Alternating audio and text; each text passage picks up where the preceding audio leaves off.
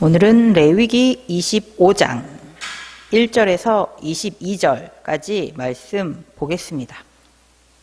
지난주 이제 24장의 말씀은 성소 안에 있는 등잔대, 등잔불을 어떻게 관리해야지 되는가, 그리고 진설병은 어떻게 해야지 되는가, 그 규례와 하나님의 말씀을 다른 사람들한테 적용할 때 공평해야지 된다. 이스라엘 자손이든 이스라엘 자손이 아니든 모든 사람에게 하나님의 말씀은 공평하게 주어져야지 된다. 그렇게 말씀을 해 주셨습니다. 하나님께서 우리를 구원해 주실 때도 공평하게 해 주셨죠. 공평하게 예수 그리스도를 저희에게 믿을 수 있게 해 주셨기 때문에 우리는 차별 없이 구원을 얻을 수 있게 되었습니다. 하나님의 말씀은 그렇게 모든 사람에게 공평하게 주어져야 됩니다. 우리가 공평하게 받은 것처럼 하나님의 말씀을 공평하게 많은 이들에게 전하는, 증거하는 그런 우리 모두가 되기를 바랍니다. 오늘 말씀에서는 이제 안식년 그리고 희년에 대한 규례가 나옵니다. 지금 이 레위기 상황 속에서 이스라엘 자손은 아직 시내산 앞에 이렇게 장막을 치고 있습니다. 여호와의 성막이 이제 가운데 있고 주변에 삥 둘러서 이제 이스라엘 자손들이 장막을 치고 있어요. 그러니까 이 사람들이 직접 막 그 옆에 주변에 있는 땅을 개간해가지고 막 농작물을 막 가꾸고 추수하고 이런 상황은 아니었어요. 그래서 앞으로 일어날 이스라엘 자손들이 하나님께서 약속해 주신 그 가나안 땅에 들어가게 되면 거기는 이제 정착을 하게 될 것이고 땅을 이제 각 지파마다 분배해가지고 받게 될 것인데 그때 받은 땅, 그것을 이제 경작하게 되면 거기서 이제 소출이 나오게 될 것입니다. 그때 받은 그 땅들은 이제 어떻게 해야지 된다라는 것을 이제 안식년을 통해서 그리고 희년을 통해서 알려주세요. 하나님께서 주시는 땅이니까 하나님의 말씀에 따라서 관리해야지 되는 게 당연하겠죠. 그래서 2절에서부터 7절까지가 안식년에 대해서 먼저 말씀해 주고 계십니다. 2절에서도 보면 이스라엘 자손에게 말하여 이르라. 너희는 내가 너희에게 주는 땅에 들어간 후에 그 땅으로 여호와 앞에 안식하게 하라. 하나님께서 이스라엘 자손에게 주실 땅, 가나안 땅이죠. 젖과 꿀이 흐르는 땅. 그 땅에 이스라엘 자손들이 들어가게 되면은 그 땅도 하나님 앞에 안식하게 해야지 된다. 이스라엘 자손들은 일주일에 한 번씩 일곱째 날 안식을 하죠. 하지만 이 땅도, 가나안 땅도 하나님께 안식해야지 되는 때가 온다. 그때가 언제냐? 라면서 이제 하나님께서 알려주십니다. 하나님께서 주시는 땅이죠. 근데 어떻게 보면 하나님께서 이미 창조하신 땅이죠. 창조도 하나님께서 하셨고 그 땅을 이스라엘 백성에게 주시는 분도 또 하나님. 그러니까 그 땅의 실소유주가 누구냐라고 물으면 하나님이신 거죠. 그러니까 실소유주인 하나님께서 그 땅을 이스라엘 자손들에게 주시기는 하시지만 실제 주인은 하나님이시니까 앞으로 이 땅을 어떻게 관리를 해야지 된다라는 것은 이스라엘 자손들이 하나님의 말씀을 잘 따라야지 되는 거예요. 그래서 어떻게 해야지 된다라고 이제 말씀해 주시는데 6년 동안은 그 땅을 너희가 분배받게 된 그 지파별로 분배받게 된 그 땅에 파종을 하고 잘 가꾸고 거기서 나오는 소출들을 다 수확해서 이제 가지고 자기의 몫으로 살면 됩니다. 그런데 7년째 되는 해에는 땅에 파종을 하면 안 돼요. 가꾸어도 안 돼요. 풀 자라난 것들도 막 이렇게 하고 그러고 손 보면은 안 돼요. 소출이 수확이 나도 그것을 거두어 들여 가지고 가면은 안 돼요. 땅이 쉬어야지 됩니다. 땅이 하나님 앞에서 안식할 수 있도록, 그 땅에 파종하지 않는 것, 그 땅을 가꾸지 않는 것, 그 땅의 소출을 수확해 가지 않는 것, 이게 안식년이에요. 그냥 그 땅 그대로 있게 하나님께서 하시고 싶으신 대로 할 수 있게 그냥 그 땅을 그냥 그대로 놔두는 거, 그게 안식년입니다. 그런데 6년째 이제 소출을 다 이제 수확을 거두어 들였을 때 땅에 씨앗들이 떨어질 수도 있겠죠. 그리고 어떤 식물들은 뿌리가 이렇게 연결돼가지고 이제 땅속에 있던 것들이 자라서 나오는 그런 것들도 있을 수 있을 것이고. 그래서 어찌됐건 7년째 씨를 뿌리지 않았는데도, 내가 나가가지고 씨를 뿌리지 않았는데도 곡식들이 자라날 수도 있어요. 식물들이 막 자라나 있을 수도 있어요. 그런 것들은 이제 어떻게 해야지 되느냐. 내가 받은 땅에서 애들이 저절로 자라났으니까 내 거 아니야? 라고 하지 말라고 하시는 거예요. 6절에 보면 안식년의 소출은, 안식년에 나가서 씨앗을 뿌리지 않았는데도 이렇게 자라난 아이들, 이렇게 소출이 있는 것들은 너희가 먹을 것이니 너와 네 남종과 네 여종과 네 품꾼과 너와 함께 거류하는 자들과 네 가축과 네 땅에 있는 들짐승들이 다 그 소출로 먹을 것이다. 그러니까 너의 것이라, 너가 그동안 분배받아가지고 너가 소유하고 관리했었던 그 땅이지만 이제 7년째는 너의 것이 아니다. 모든 사람들이 다 나누어서 먹는 것이다 라고 말씀해 주십니다. 출애굽기 23장에서도 하나님께서 미리 말씀해 주셨습니다. 출애굽기 23장 10절에서 11절을 보면 너는 6째 해 동안은 너의 땅에 파종하여 그 소산을 거두고 7째 해는 갈지 말고 묵혀두어서 네 백성의 가난한 자들이 먹게 하라. 그 남은 것은 들짐승이 먹으리라. 네 포도원과 감람도 그리할지니라. 여기서는 아예 너는 가져가지 말고 가난한 사람들이 먹을 수 있도록 남겨두어라 라고 말씀을 해 주십니다. 땅을 소유했던 사람이 오며 가며 과일 하나 따먹을 수도 있을 것이고, 그렇죠? 하나 이렇게 캐 먹을 수도 있을 것이고, 그렇게는 할 수 있지만 이건 다 내 땅이니까 내 거야. 다른 사람들 와서 먹지 마. 라고 가져가지 마. 이렇게 할 수 없는 거예요. 이 땅의 소유권이 나한테 있다. 라고 이제 말할 수 없는 거죠.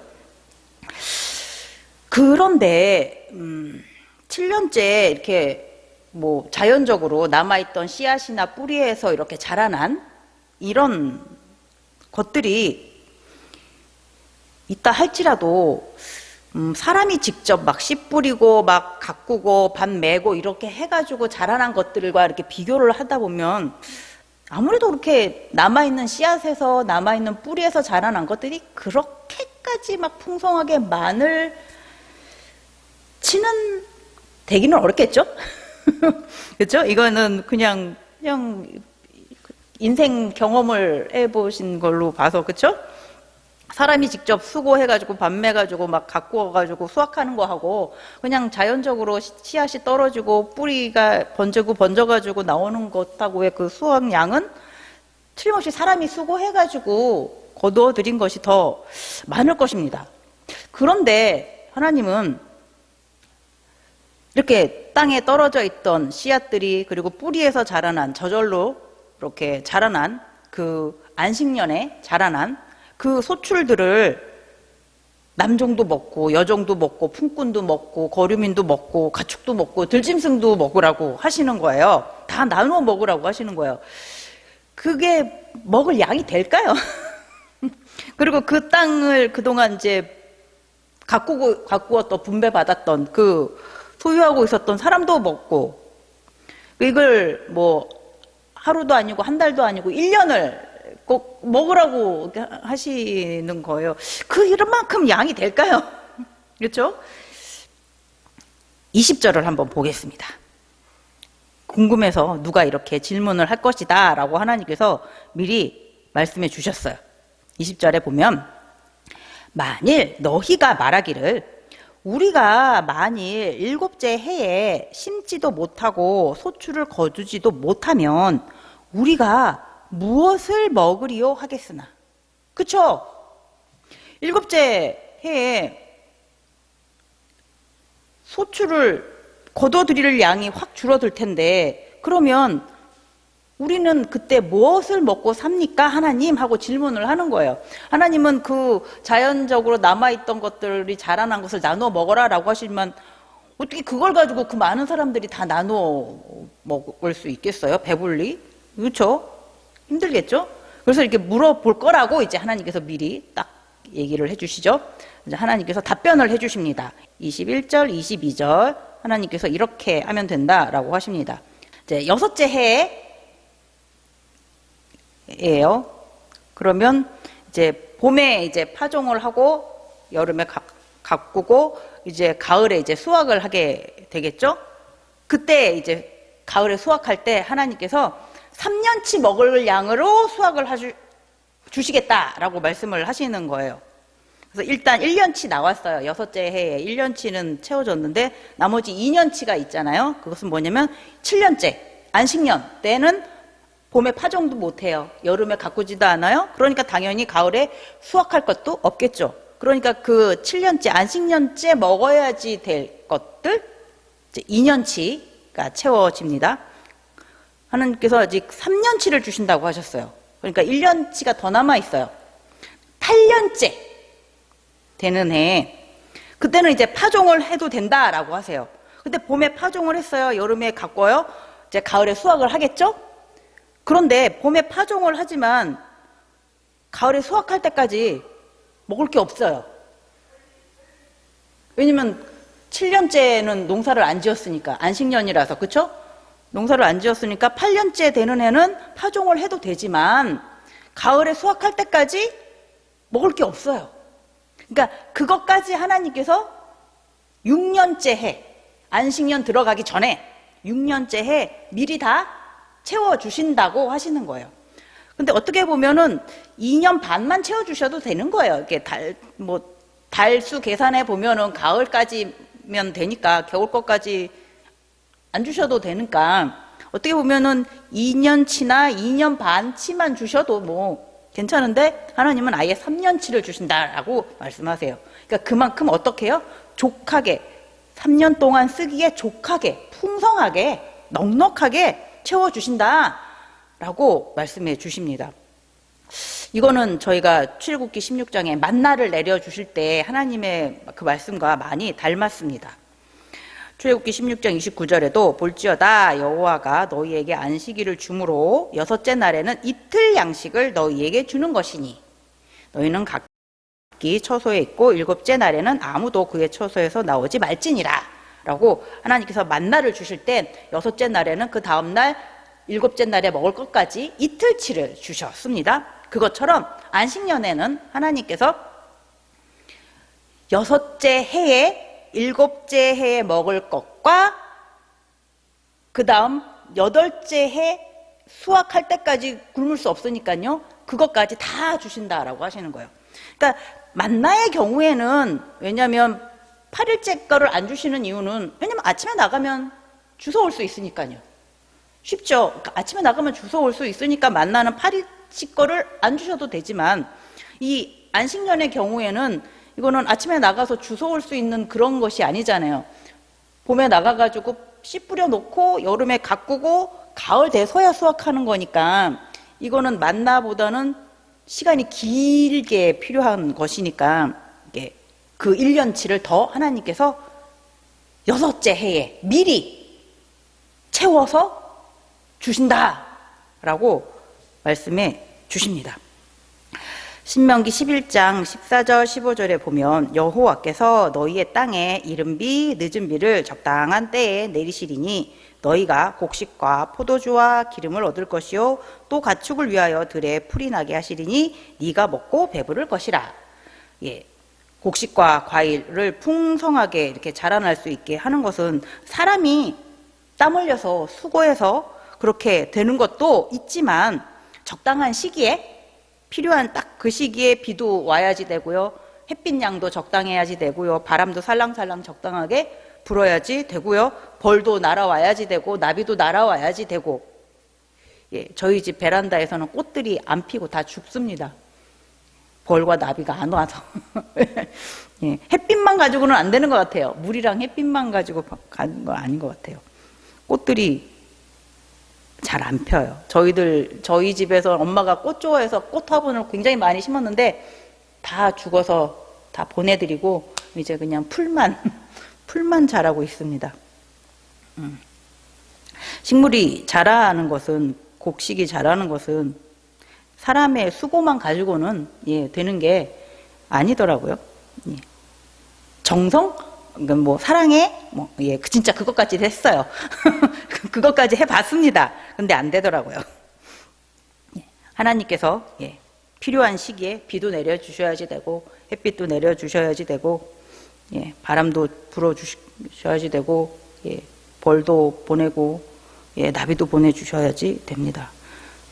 뉴스 보니까 정말 이제 벌들이 너무 많이 죽어가지고 이제는 저희들이 먹어야지 될 식물이 큰 타격을 받을 수도 있다. 식량난이 올 수도 있다고 합니다.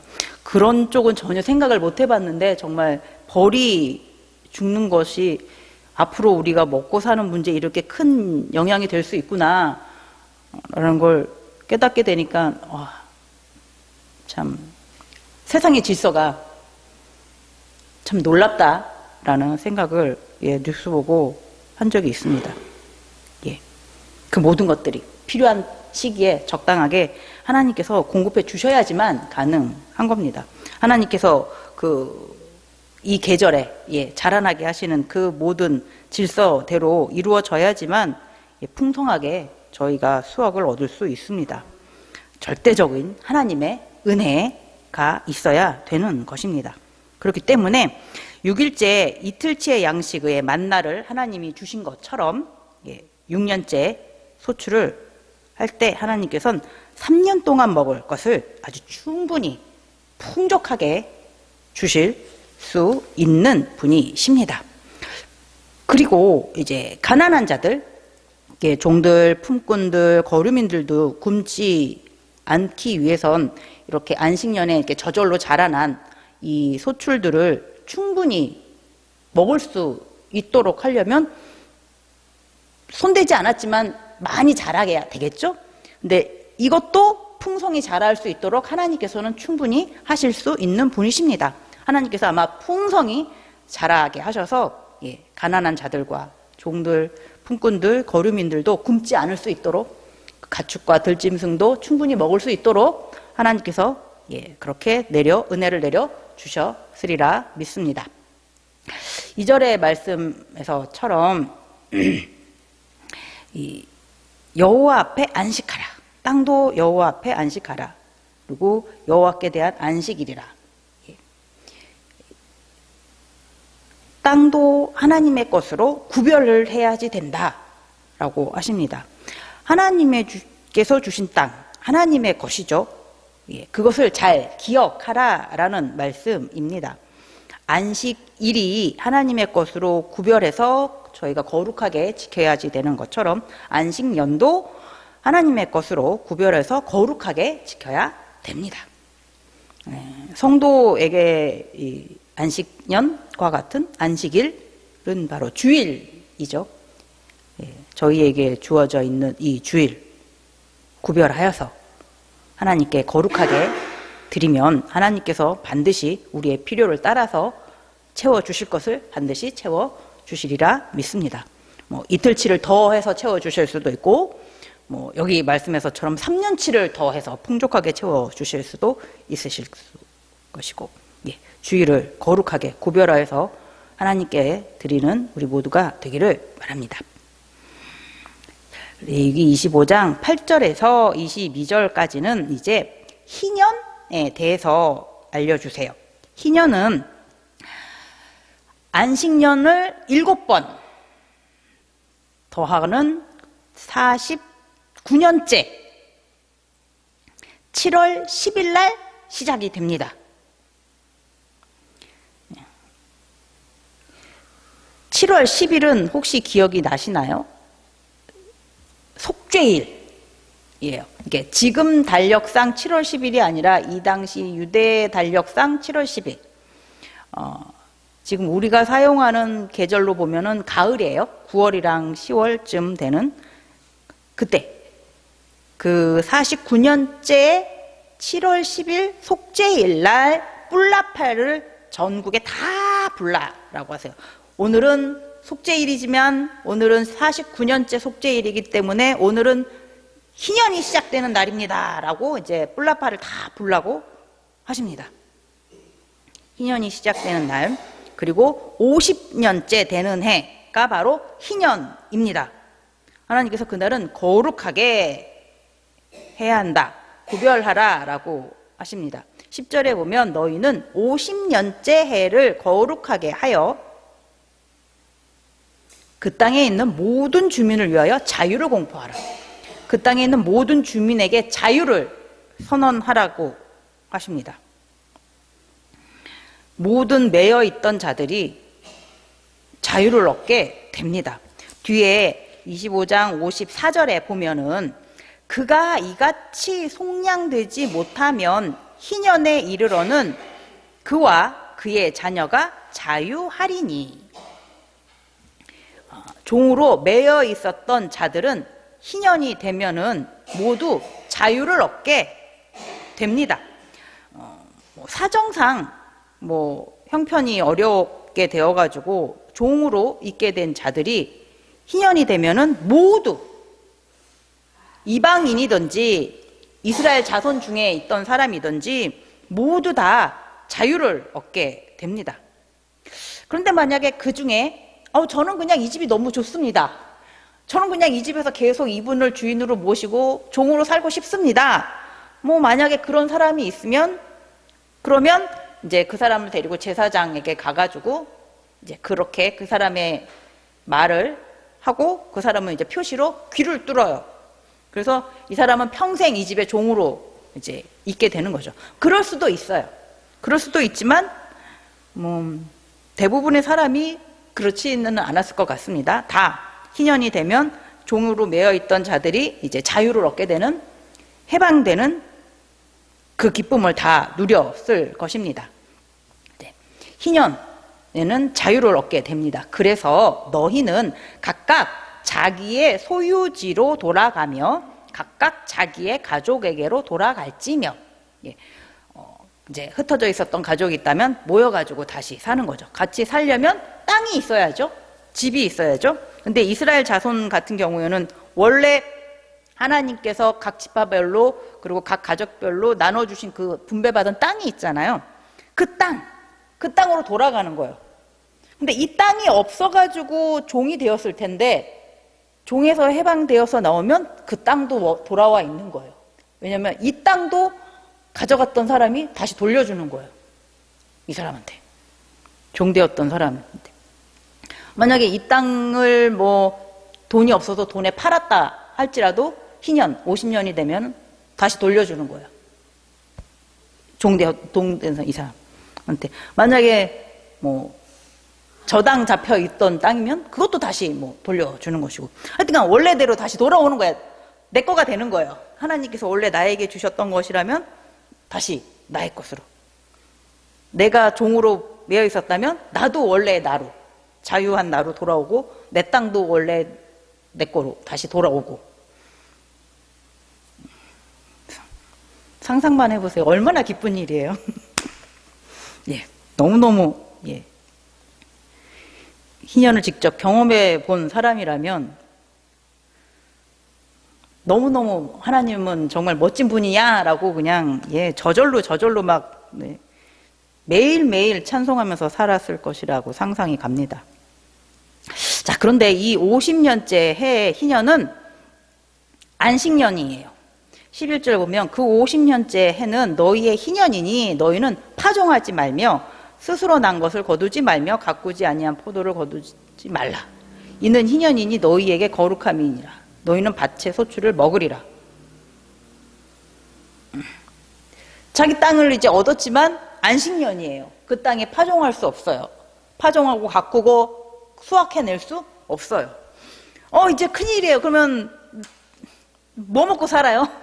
제가 종되어 있다가 이제 희년이 되어서 자유를 얻어서 내 땅 다시 돌아와서 이제 내 집에 다시 이제 가족들이랑 살려고 하는데 뭐 먹고 살아요? 이 땅에는 파종할 수가 없어요. 가꿀 수도 없어요. 이 땅에 소출해서 할 수가 있는 게 없어요. 어떻게 해야지 되나요? 무엇을 먹고 살아야지 될 텐데요. 자, 신명기 15장 13절에서 14절을 보겠습니다. 그를 놓아 자유하게 할 때에는 빈손으로 가게 하지 말고 네 양 무리 중에서와 타작 마닥에서와 포도주 틀에서 그에게 후히 줄지니 곧 하나님 여호와께서 네게 주신 대로 그에게 줄지니라. 아멘. 빈손으로 종되었던 자가 희년이 되어서 자유하게 될 때 빈손으로 내보내지 말라라고 하세요. 하나님께서 너에게 풍성히 주신 만큼 너도 그에게 풍성히 주어라. 예. 그러면 이제 희년이 되어가지고 자유를 얻게 된, 종에서 자유를 얻게 된 저는 그 주인 되었던 사람이 준 거를 가지고 내 땅에 돌아와서 이제 그 해는 그것을 먹는 거죠. 그리고 그 땅에서 파종하지 않은 것, 그냥 안식년이잖아요. 희년 50년째는 안식년이니까 또 그 자리에서 자라난 곡식들, 예, 그 안식년의 그 소출을 또 여러 사람들이랑 다 같이 또 이제 먹는 거죠. 내 거라고 주장하지 않고 또 그것을 같이 먹게 됩니다. 예. 그리고 이제 그 다음에 이제 파종을 해서 자신의 땅으로 다시 이제 경작을 하게 될 것입니다. 그리고 하나님께서 희년 땅을 사고 팔 때는 희년을 기준으로 해가지고 계산을 하라라고 말씀을 해 주세요. 앞으로 희년이 몇 년 남았지? 그걸 생각해가지고, 그러니까 희년이 만약에 한 3년 뒤에 희년이다, 뭐 10년 뒤에 희년이다 라고 하면은 내가 3년 뒤에 희년인 걸 사면은 그 땅을 3년 경작해가지고 나한테 거둬들이는 건 조금밖에 없을 거잖아요. 근데 아직 10년 남았습니다. 희년이 될 때까지 10년이 남았습니다 하면 그때 사면은 한 10년 동안 그 땅에서 나오는 수확은 내 것이 될 거니까 그런 것들, 그리고 그 땅의 수확량, 그런 것들을 잘 계산해가지고 너희는 사고 팔고 하라라고 하나님께서 말씀해 주세요. 이웃을 속여가면서 그렇게 사고 팔고 하지 말라라고 말씀하십니다. 이웃을 속이지 않는 것이 바로 하나님을 경외하는 것이다. 반대로 이웃을 속이는 것은 하나님을 경외하지 않는 것, 예, 하나님을 경홀히 여기는 것, 하나님을 무시하는 것이 되는 것이죠. 예. 그렇게 희년은 종되었던 자가 자유함을 얻게 되는 것이에요. 약속의 땅을 기업으로 다시 받게 되는 것이 희년의 은혜입니다. 이것은 애굽의 종으로 있었던 이스라엘 자손이 자유함을 얻은 것과 같습니다. 약속의 땅을 기업으로 받았던 그 이스라엘 땅, 가나안 땅, 예, 그것의 모습을 보여줍니다.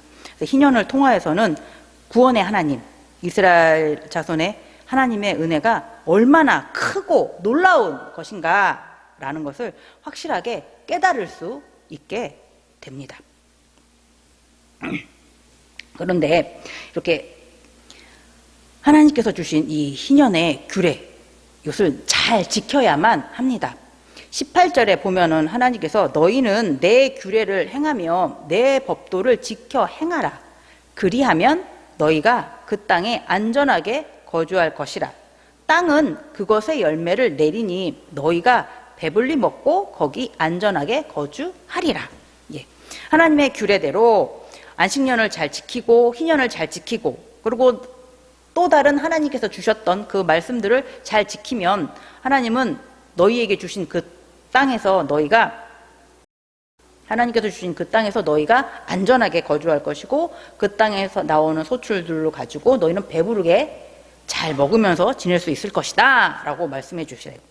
그렇다면 반대로 이스라엘 자손들이 하나님의 규례, 이 안식년이든 희년이든 또 다른 하나님께서 주신 그 하나님의 말씀들을 잘 지키지 않으면 하나님께서 주신 그 땅에서 이스라엘 백성들이 안전하게 거주할 수 없을 것이다. 하나님께서 주신 그 땅에서 너희가 배부르게 먹으면서 평안하게 살 수 없을 것이다 라는 말씀이 됩니다. 자, 그럼 이스라엘 자손들은 나중에 가나안 땅에 들어가서 하나님의 이 말씀을 알고는 있을 텐데요. 하나님의 말씀대로 하나님의 규례, 뭐 안식년이든 희년이든 이것을 잘 지키면서 살았을까요? 그래서 하나님이 주신 그 땅에서 안전하게 아주 배불리 먹으면서 평안하게 잘 살았을까요? 저는 이미 알고 있습니다. 예. 이스라엘 자손은 하나님과의 그 약속을 지키지 않았죠. 예. 하나님의 규례만을 따르지 않았습니다. 이방 신들의 규례를 따르고 하나님만을 섬기지 않았어요. 이방 신들을 섬겼습니다.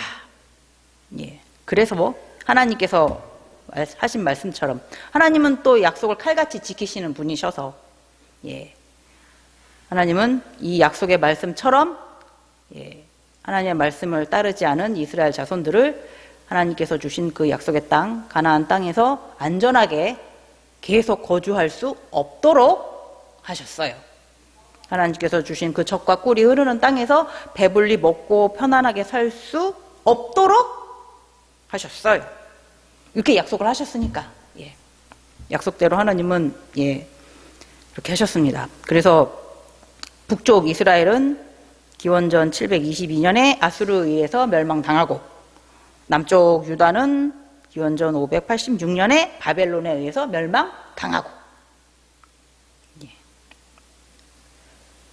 바벨론의 포로로 다시 노예 생활을 이스라엘 자손들이 하게 됩니다.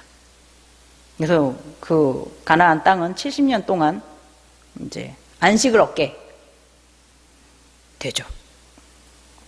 70년 후에 다시 이제 이스라엘 자손들이 그 땅으로 돌아오게 되었습니다. 희년은 상상해 보면 너무나 정말 큰 은혜예요. 하나님께서 저에게 땅을 주셨는데 제가 그 땅을 너무 좋아, 너무 좋은 땅으로 내가 분배를 받았네. 막 그래가지고 흥청망청 막 쓰고 하다 보니까 다 잃었어요. 먹고 살려니 이제 남의 집에 이제 종으로 들어가서 이렇게 살다가 보면은 막 아이고 내가 그때 왜 그랬을까 막 후회하면서 살았겠죠. 그러다가 이제 50년 채우고 희년이 되니까 나는 종에서 해방되고 내 땅도 다시 돌아와 있고 상상만 해보세요. 너무너무너무나 즐거운 일입니다. 아마 죽는 날까지 평생 하나님께 감사한 것입니다.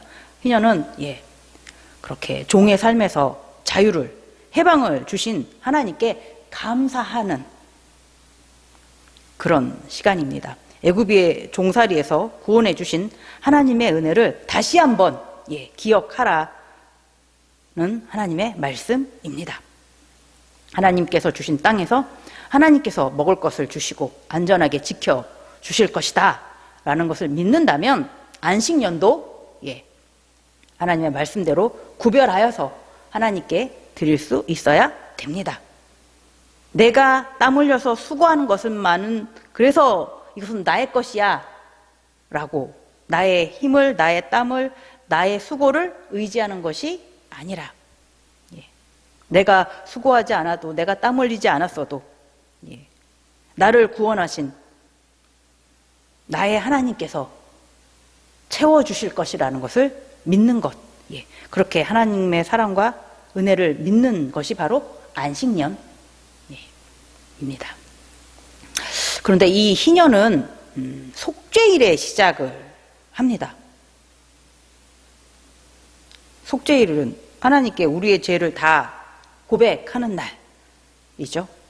죄 때문에 나를 괴롭게 하는 날, 나의 죄를 들여다보는 날입니다. 그리고 속죄제를 드려야지 되는 날입니다. 하나님 앞에 점없고 흠 없는 속죄 제물을 드려야 되는 날입니다. 나의 죄를 다 짊어지고 가는 아사셀 양을 드리는 날이 바로 속죄일입니다. 우리에게 희년을 얻기 위해선 우리는 속죄를 받아야 됩니다. 속죄 제물이 필요합니다. 아사셀 양이 필요합니다. 마태복음 20장 28절에 보면 인자가 온 것은 섬김을 받으려 함이 아니라 도리어 섬기려 하고 자기 목숨을 많은 사람의 대속물로 주려 함이니라. 예수님께서 우리의 속죄제, 속죄 제물이 되어 주셨어요. 아사셀 염소가 되어 주셨습니다. 그래서 우리는 예수 그리스도 안에 있으면 이제 우리는 희년이 시작됩니다. 죄사함을 얻게 됩니다. 죄에서 자유함을 이제 얻게 되는 것이죠. 하나님의 나라를 기업으로 얻게 됩니다. 이 세상에서 얻을 수 없는 참된 평안, 그 안식을 얻을 수 있습니다. 예수 그리스도 안에 항상 거하는 우리 모두가 되기를 바랍니다. 예수님이 하나님께서 우리에게 주신 가장 완벽한 안식처, 보금자리입니다. 항상 예수 그리스도 안에서 안전하게, 평안하게 거하시는 우리 모두가 되기를 바랍니다. 기도하겠습니다.